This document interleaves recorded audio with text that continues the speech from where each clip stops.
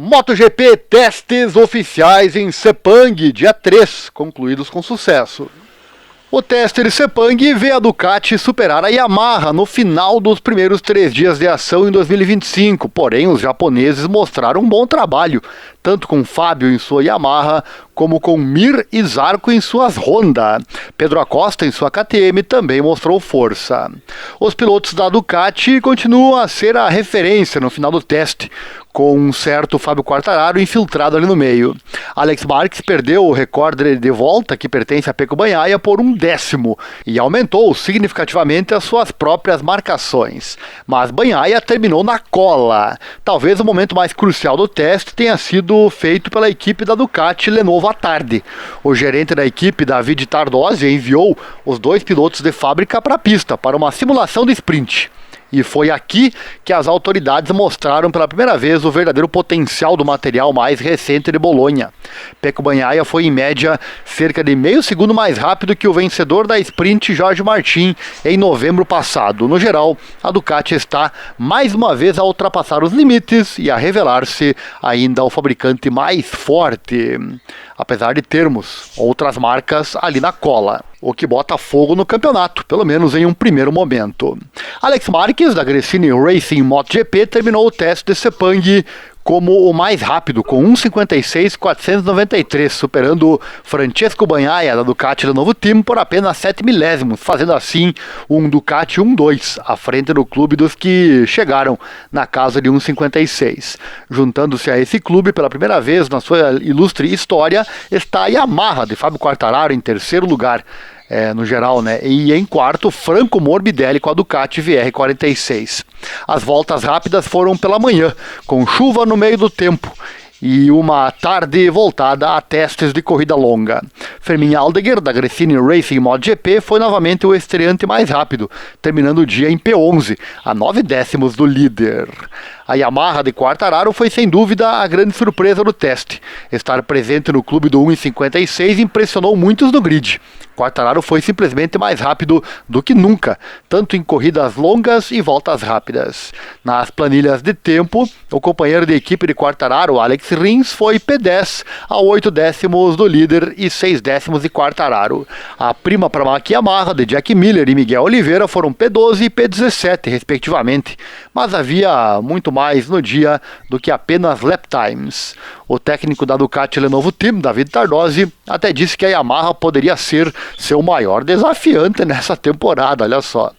Na KTM, Pedro Acosta colocou sua máquina Red Bull KTM Factory Racing em P6, 1/10 mais rápido do que a fábrica austríaca também já percorreu este local na Malásia.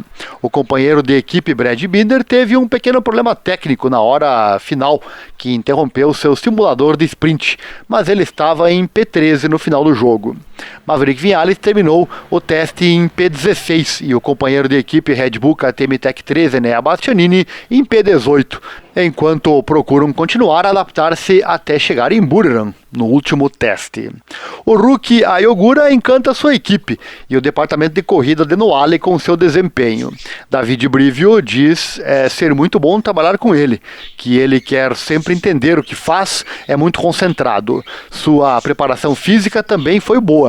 Ele não mostrou nenhuma fraqueza até agora, segundo Brivio. Ele disse também que Ogura já está em um nível muito alto. Disse que a precisão dele no freio já é muito alta.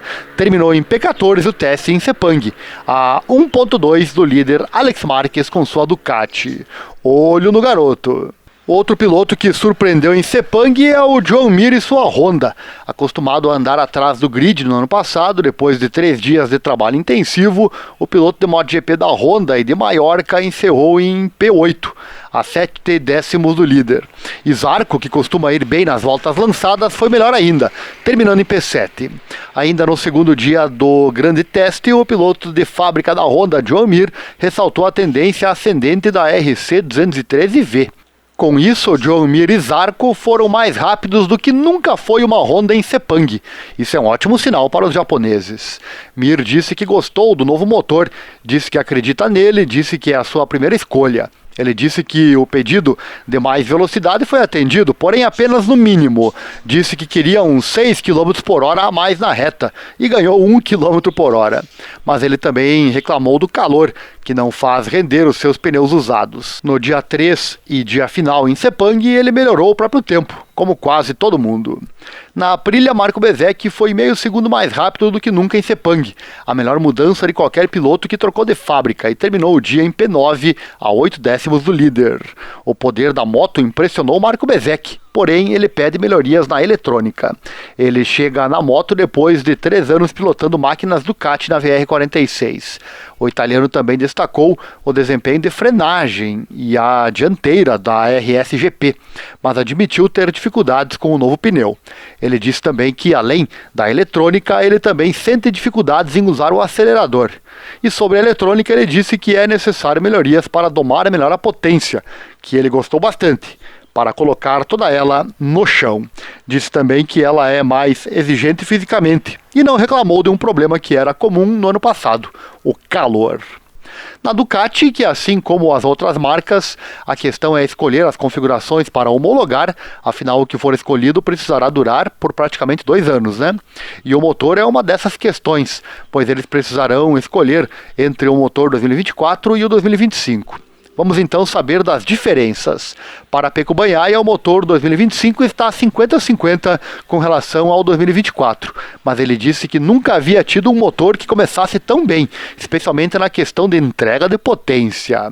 Ele disse que nunca tinha tido um motor tão suave como agora. Pecco disse que o trabalho agora é ajustar a entrada de curva e a frenagem, pois o motor 2024 permitiu coisas extraordinárias na frenagem. Ele diz que, no momento, o que eles ganham na saída de curva é menor do que perdem na frenagem. Bagnaia fechou em segundo o teste, a apenas 7 milésimos da GP24 do Alex Marquez. Questionado se estar atrás da Gresini afeta as decisões da Ducati, ele disse que não. Outra declaração dele foi que pediu a Ducati para deixá-lo atacar o tempo, pois teve menos oportunidade de fazer isso que os demais. Sobre as impressões de Marc Marquez, ele admitiu que, devido às condições da pista, com muita borracha acumulada, não é fácil obter uma leitura sobre as lacunas da Desmosed de GP25. Ele disse que as condições da pista assim são irreais, pois o excesso de borracha absorve os problemas. Marquez encerrou o teste em P5, a meio segundo do líder, o seu irmão. Ficou claro que nenhum dos dois pilotos da Ducati, Pecco e Marquez, atacou o tempo de verdade. Então ficamos com essa incógnita mais para frente, para o teste na Tailândia, palco também da primeira corrida do ano. Atualizando aqui também sobre o acidente do Jorge Martin, senta que lá vem história. Ele que foi operado hoje, a cirurgia foi bem sucedida. A mão direita foi operada e o pé não precisou de operação. A equipe médica da clínica Quirón de Cheus, em Barcelona, liderada pelo Dr. Javier Mir, confirmou o resultado positivo da operação. Os tempos de recuperação serão avaliados nos próximos dias. Com relação ao acidente, quando Máximo Rivola deu a entender que a culpa seria dos pneus, pois Jorge Martin, segundo ele, não cometeu nenhum erro e a moto também não teria problemas, pois a Michelin soltou uma declaração negando ser culpa dos seus pneus. Disseram que analisaram o pneu, que foi fabricado no ano passado e nunca tinha sido aquecido antes, e segundo eles tinha a qualidade de alto desempenho, tanto em curvas à direita quanto à esquerda. Disseram que Martin deu 13 voltas e normalmente quando o pneu não responde bem, os pilotos trocam depois de 2 ou 3 voltas. E não foi o caso, segundo a Michelin, pois, como disse o próprio Máximo Rivola, as pressões e as temperaturas estavam boas. Porém, posteriormente, Piero Taramasso, gerente de 2 rodas da Michelin Motorsport, explicou, abre aspas, no início, Máximo Rivola disse que a temperatura dos pneus estava boa. Mas esta era a temperatura superficial dos pneus, que é muito variável. Depende do deslizamento, do giro da moto. A temperatura traseira, o valor que usamos para entender se o pneu funciona ou não, é a temperatura da camada interna, fecha aspas. Houve detalhes adicionais de Taramasso explicando que a temperatura mais utilizada pela equipe para determinar a temperatura de um pneu nos boxes é o que ele chama de cavity temperature, que é a temperatura do ar dentro do pneu. Ele esclareceu que a temperatura da cavidade, abre aspas, não é igual à temperatura da camada interna, que é a temperatura da borracha interna do pneu, e acrescentou que é normal que haja diferença entre os diferentes valores de temperatura retirados de um pneu.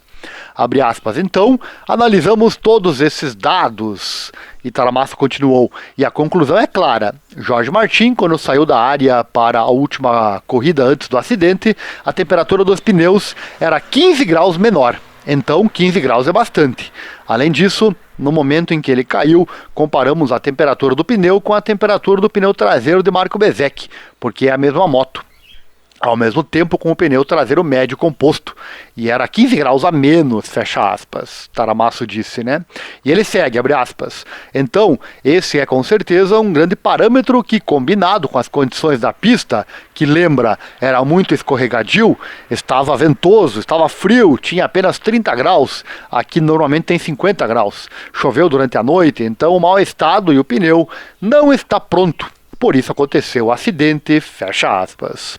Além disso, Taramasso disse que a razão para Martin ter colocado o pneu médio naquele ponto do teste, um pneu que foi evitado principalmente durante o teste desta semana, né, foi para economizar pneus macios para mais tarde. E tem treta, olha só. Em comunicado posterior, o CEO da Aprilia Racing negou essa declaração da Michelin. O Máximo Rivola assegurou que os dados não correspondem à explicação de Taramasso. E ele já solicitou uma reunião com ele após os acidentes em Sepang. Abre aspas para o Máximo. Gostaria de deixar claro que os nossos dados não confirmam de forma alguma as afirmações de Piero Taramasso. Acredito que a segurança dos pilotos deveria ser a prioridade e já lhe sugeri que marcasse um encontro com todas as equipes para lidar de forma construtiva com o que é claramente uma situação crítica, como evidenciado pelo número de lesões, disse Rivola. E sobre essa questão de pneus macios, olha só, segue a treta. Marco Bezzecchi reclamou que eles têm poucos pneus macios. Abre aspas, não temos pneus macios suficientes na traseira, pois são os únicos que realmente funcionam aqui em Sepang. Então, eu só ando com o pneu médio, e o médio na parte de trás é muito delicado, muito difícil. O nível de aderência é muito baixo. Não sei sobre os acidentes dos outros pilotos, mas foi isso que senti enquanto andava, palavras do Bezzecchi. Bom, agora é aguardar a última bateria de testes de 2025, semana que vem, de 12 a 13 de fevereiro, em Buriram, na Tailândia, palco também da primeira etapa da temporada. Vamos fechar aqui o vídeo trazendo os resultados combinados. Alex Marques, o líder da sessão, com sua Gresini Ducati, 1:56.493. Pecco Bagnaia, com sua Ducati Lenovo Team, a 1:56.500, 7 milésimos de diferença, né? Olha o cabelinho aí, né? Quartararo da Yamaha, a 1:56.724, a 2 décimos de diferença para Alex Marques. Franco Morbidelli, o quarto piloto na casa de 1:56, com sua Ducati VR46, fechou a 1:56.948, a quase meio segundo. O quinto, Marc Marques, da Ducati Lenovo Team, o Marques fez 1:57.042, quase entrou ali na casa de 1:56, né? Ficou a meio segundo e meio do líder, o seu irmão Alex, né? Pedro Acosta, vindo na cola, o garoto vai incomodar com certeza, né? P6 para Acosta na KTM, 1:57.175, 6 décimos do líder. O Zarco da Honda, sétimo colocado, a 1:57.2, a 7 décimos, e o Mir, oitavo colocado, também da Honda, 1:57.2, a 7 décimos também do líder. Na sequência vem a Aprilia, né? Melhor Aprilia aqui é o Marco Bezzecchi em nono, com 8 décimos de diferença. O Alex Rins da Yamaha em décimo, a 8 décimos. O Fermin Aldeguer da Ducati, surpreendendo, né? P11 para ele, 9 décimos. Jack Miller, 12º, a 9 décimos também do líder. E são esses, então, os pilotos dentro do mesmo segundo. São 12 pilotos dentro do mesmo segundo. Brad Binder, 13º colocado, 1.1. Depois temos a Ayogura em 14º. Também vem bem, né? O estreante é a Ayogura da Aprilia, 1.2. O Luca Marini da Honda. Segue muito ruim o Marini com a sua nova moto, né? A Honda. Pelo segundo ano consecutivo, né? Marini segue lá atrás, né? Marini fechou a 1.2 do líder.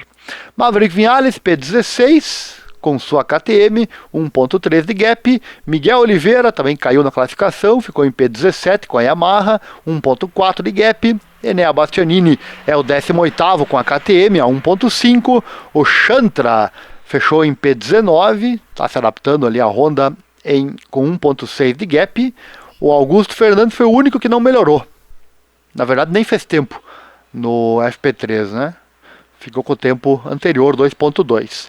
Depois vem os 3 testadores, né? Michele Pirro, da Ducati, Salvadori, da Aprilia e também o André Dovizioso, da Yamaha. Os dois ficaram a 2 segundos ou 3 segundos, dependendo de cada um ali, do líder, Alex Marquez.